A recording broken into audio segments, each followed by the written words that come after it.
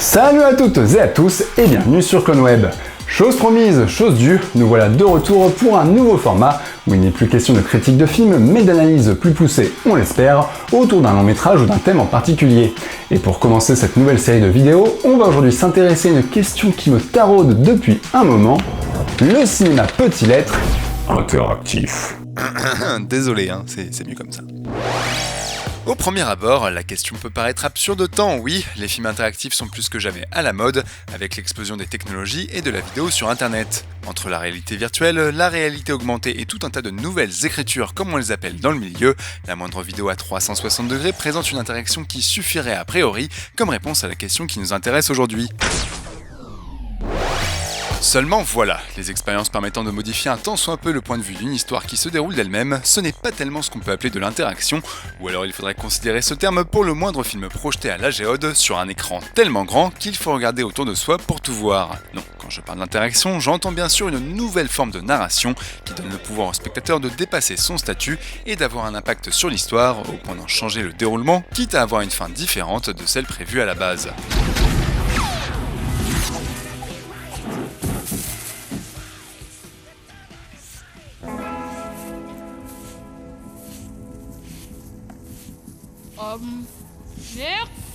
Ce qu'il faut savoir pour commencer, c'est que le concept ne date pas d'hier.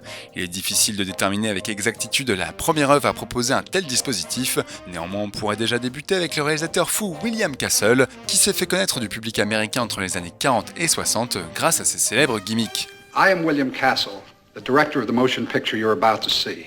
Le bougre trouvant visiblement la simple projection d'un film trop ennuyeuse, il mettait en place des animations dans la salle de cinéma, comme une marionnette de squelette flottant au-dessus du public à la fin de House on Haunted Hill, ou des sièges vibrants pour faire croire à l'audience que la créature de The Tingler s'était perdue dans les rangs.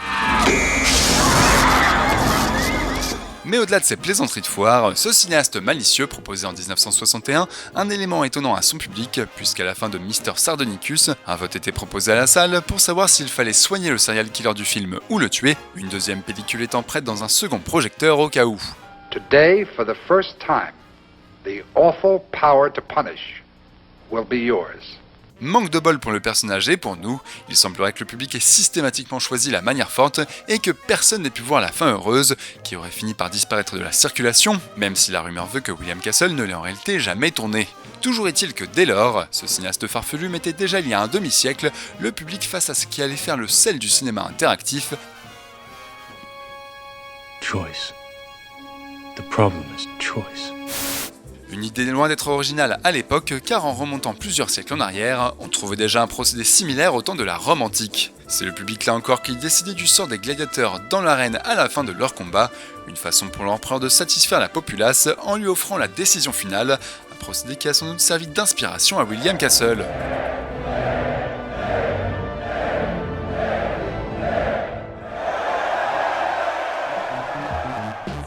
Alors avoir un choix, c'est bien, mais plusieurs, c'est encore mieux. En 1967, les visiteurs de l'exposition universelle de Montréal pouvaient découvrir Kino Automate, un film qui s'arrêtait 9 fois pour offrir au public le choix de la scène à venir entre deux propositions. Se terminant systématiquement de la même façon malgré les différentes scènes dont il pouvait être composé, Kino Automate était un pas de plus vers la forme la plus répandue de cinéma interactif à l'heure actuelle.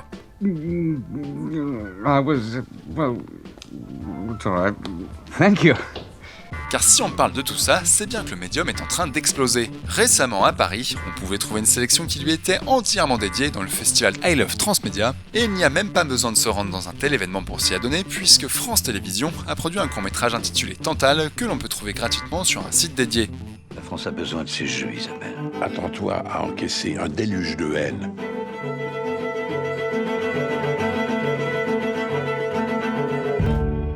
Personnellement, ma première vraie expérience a eu lieu lors du dernier festival international du film fantastique de Neuchâtel, communément appelé le NIF, et qui proposait une projection de Late Shift. Dans ce long métrage produit en Suisse, on suit un étudiant travaillant comme gardien de nuit dans un parking, qui va se retrouver embarqué dans une histoire de cambriolage. disponible d'ores et déjà pour tous grâce à une application payante sur l'Apple Store, Late Shift se targue d'être carrément le premier film interactif cinématique du monde, ce qui ne veut pas dire grand chose vu que dans un jeu vidéo, une scène cinématique est un passage où on devient purement spectateur comme au cinéma. Ou alors le film s'intéresse peut-être à la partie de la mécanique qui étudie les mouvements en fonction du temps sans se préoccuper de leur cause, mais là on s'égare. Marketing étrange à part, ce film coécrit et réalisé par Tobias Weber propose 180 points de décision qui auront plus ou moins d'influence dans ce récit d'1h30 qui contient en réalité 4 heures d'images au total, réparties suivant vos choix pour aboutir à 7 fins différentes. Vous pouvez faire le film seul devant votre smartphone ou votre tablette, mais ses créateurs proposent aussi de le vivre dans une salle de cinéma, d'où peut-être leur tagline étrange et complètement fausse dans ce cas-là. Alors comment ça marche ? D'abord, le film se déroule de manière classique, avec des acteurs, une mise en scène et tout le tralala, et à chaque fois que vous devez prendre une décision, des carrés blancs apparaissent à l'écran, avec une barre de progression se vidant. Vous avez le court laps de temps indiqué, autour de 5 secondes, pour choisir l'une des décisions qui apparaît à l'image, et lorsque c'est fait, le personnage principal agit en conséquence. Jusqu'alors, rien de bien étrange, même s'il faut admettre que d'un pur point de vue technique, le résultat étonne par sa fluidité, puisqu'il n'y a aucune coupe visible dans le récit. Jamais l'image ne se fige, tout reste en mouvement, la musique continue sans aucune saute, et qu'importe vos décisions, le tout suit son cours avec un naturel assez déconcertant, à tel point que certains spectateurs se demandaient si c'était vraiment interactif.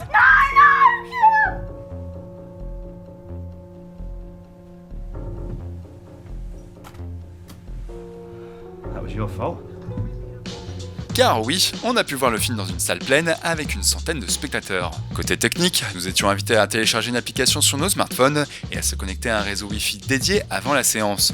Une fois le film en route, les choix qui s'affichaient sur la toile apparaissaient aussi sur nos écrans de téléphone et c'est celui qui était le plus plébiscité par le public qui était pris en compte dans le récit.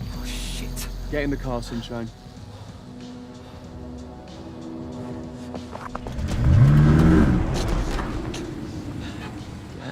In the fucking car. Pour être tout à fait honnête, cette séance est le point de départ de cette vidéo tant les sensations que j'ai pu y vivre avaient peu à voir avec une projection classique. Are you serious? Bon, déjà il faut bien admettre que j'avais le cul un peu entre deux chaises, puisqu'avec mon Windows Phone, je ne pouvais pas participer au vote, mais même avec, ça n'y aurait pas changé grand chose pour la simple et bonne raison que l'interactivité était source de frustration à plusieurs reprises. I don't know who you guys are or what you're up to, okay? Dès que le public prenait des décisions contraires à celles que je désirais, ça avait tendance à me sortir purement et simplement du film, redevenant malgré moi spectateur d'une œuvre à laquelle j'étais pourtant censé participer. Le récit n'est pas franchement passionnant au-delà de son dispositif, et l'intérêt de celui-ci est de jouer un peu avec les situations pour les faire vriller, ce qui n'était pas souvent le cas. Au-delà de ça, chaque fois qu'un choix apparaissait à l'écran, le besoin d'interagir pour le déroulement de l'histoire est aussi un élément de rupture avec l'immersion qui est censé proposer un film, puisqu'on nous renvoie à notre condition de spectateur armé d'un téléphone qu'il faut bidouiller. Pour entrer dans une histoire, on a vu mieux. Est-ce que je téléphone moi au cinéma? Ouais, t'as bien. Ça va pas? Pourquoi tu me raccroches le nez? Crétin, là. Mais ce type le fait exprès, tu sais. Car quand on y pense, au fond, c'est quoi le cinéma ?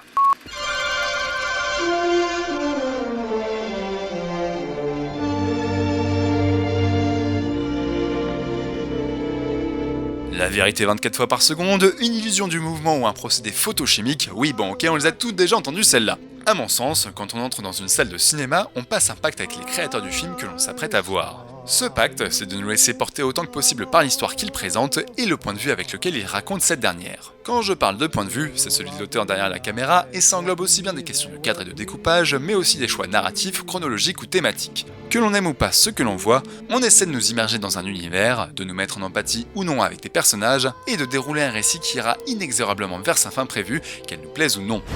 Oh God! Oh God! Oh!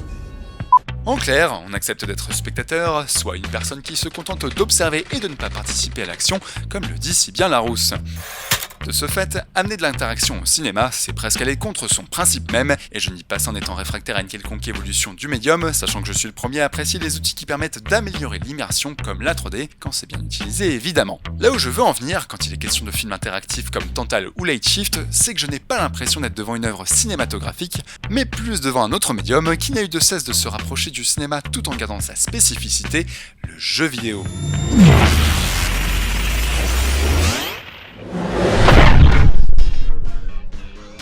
Alors forcément, en 1967, les spectateurs de Kino Automate ne voyaient pas encore dans Space War ou Tennis for Two le médium qui allait faire de l'interaction sa spécificité. Et pourtant, le jeu vidéo a bien évolué, et même s'il sait toujours être régressif, super bourrin ou simple en apparence, il a su lui aussi profiter des évolutions technologiques pour se densifier. Pour les joueurs contemporains, s'immerger dans une histoire ou un univers fait partie de leurs habitudes, et depuis quelques temps déjà, il est possible de trouver des œuvres qui présentent des personnages attachants dont on va suivre le parcours en ayant à faire face à des épreuves mettant leur nerf à vif et présentant un panel d'émotions de plus en plus variées. Il faut dire que comme le cinéma, le jeu vidéo a désormais recours à des acteurs réels pour incarner les personnages, la moindre expression du visage étant capturée et retranscrite fidèlement sur leur alter ego numérique grâce à la performance capture.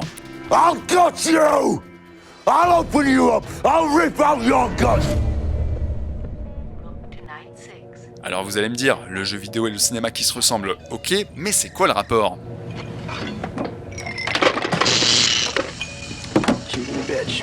Eh bien tout simplement que les mécanismes utilisés dans le cinéma interactif sont avant tout des éléments de gameplay classiques. Un exemple célèbre est le studio Telltale Games, qui s'est spécialisé dans des jeux extrêmement narratifs, où l'on suit les aventures de personnages célèbres dans leur univers, le joueur devant principalement aider son avatar numérique en faisant, devinez quoi, des choix.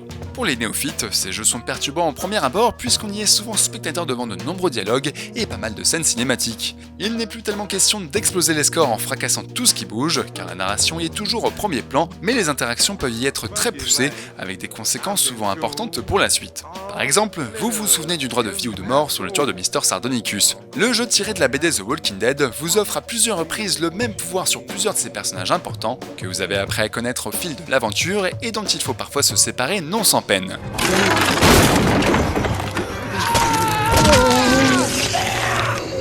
Avant d'en arriver à de tels moments, chacune de vos réponses dans les dialogues et de vos choix dans les actions affineront votre parcours pour qu'il soit le plus spécifique possible à votre façon de jouer, si bien que plusieurs joueurs peuvent avoir des histoires radicalement différentes en partant d'un même jeu.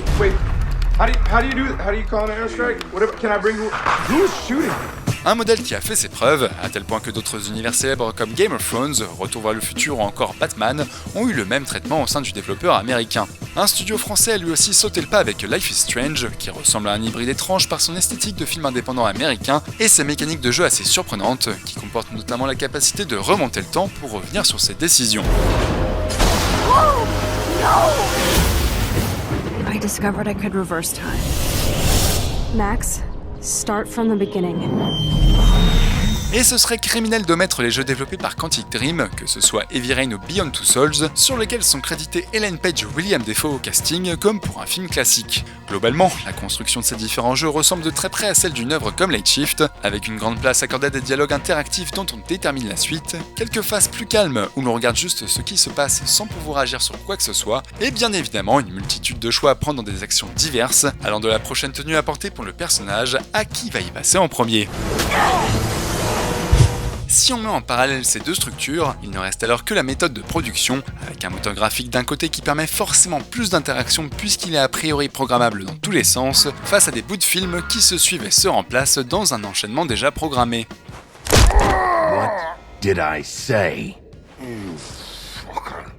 Sans aller jusqu'à ces jeux un peu spéciaux qui prétendent plus offrir une grande expérience narrative qu'un plaisir immédiat aux joueurs, beaucoup de titres plus classiques s'apparentent à des films par la qualité de leur écriture et l'immersion qu'ils parviennent à procurer.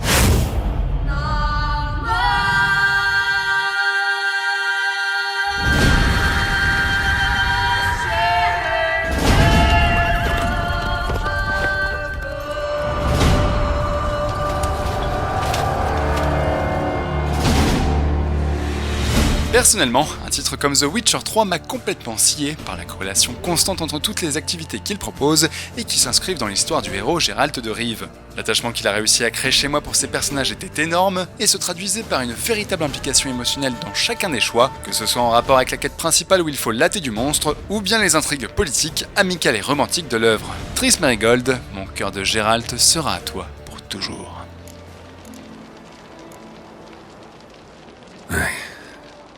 I love you. D'ailleurs, je ne voudrais pas d'une adaptation cinématographique, car j'ai l'impression d'avoir vécu mon aventure à moi, avec la fin dont je rêvais, là où celle-ci aurait pu être bien plus sombre vu les possibilités narratives qu'offre le jeu. J'ai eu le sentiment de m'approprier l'histoire et d'y apporter ma sensibilité au travers du gameplay, comme si cette quête était la mienne.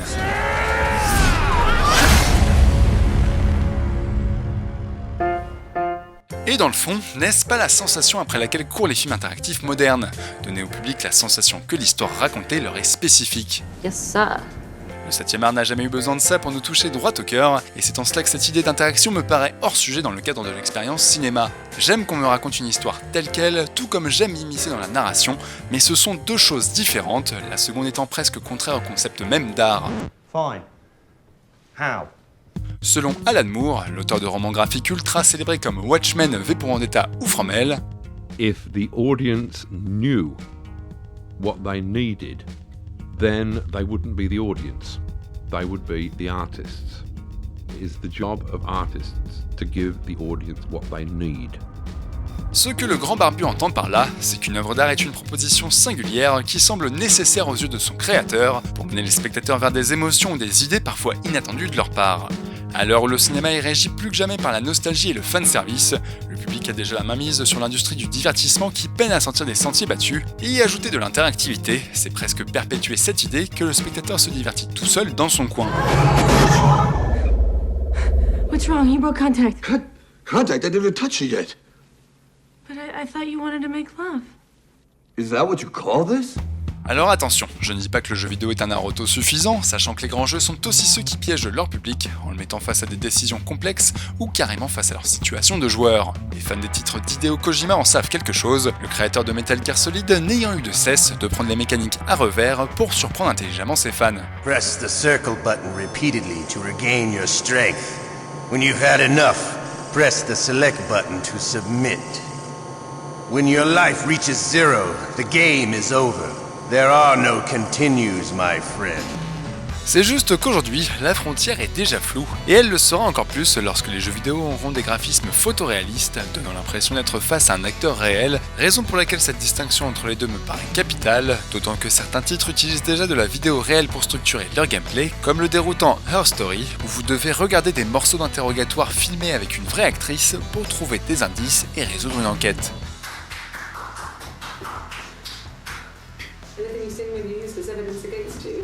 J'ai bien conscience qu'au fond, tout ça est peut-être juste un problème de sémantique, de nouveaux termes devant être inventés pour mieux définir chaque chose, mais en attendant, de mon point de vue, les films interactifs comme Late Shift ressemblent plus à des ébauches de jeux vidéo pas très poussés, une sorte d'hybride un peu boiteux qui perd l'émotion d'un film au profit d'une pseudo-interaction très limitée. Et si la prochaine grande évolution consiste à pouvoir tenir la manette avec des dizaines ou des centaines de personnes, je vous laisse imaginer le bordel. Au final, c'est un petit peu comme les livres dont vous êtes le héros. C'est amusant d'en essayer un, mais personne n'a jamais appelé ça de la littérature interactive en prétendant révolutionner quoi que ce soit, et vous n'avez jamais eu à faire partie d'une foule de décisionnaires pour choisir la prochaine page. Mr. Projectionist, let the sentence be carried out. En clair, se faire raconter une histoire ou y prendre part, il faut choisir. En attendant, j'espère que cette première vidéo nouvelle formule vous a plu. N'hésitez pas à nous dire ce que vous en avez pensé en commentaire sur YouTube, Dailymotion, Twitter, Facebook ou CloneWeb. Que ce soit les compliments ou les insultes, on prend tout et on se fera un plaisir d'en discuter avec vous. D'ici là, portez-vous bien, pensez à vous abonner à la chaîne, n'oubliez pas d'aller au cinéma et on se retrouve très bientôt pour de nouvelles aventures sur cloneweb.net. Ciao.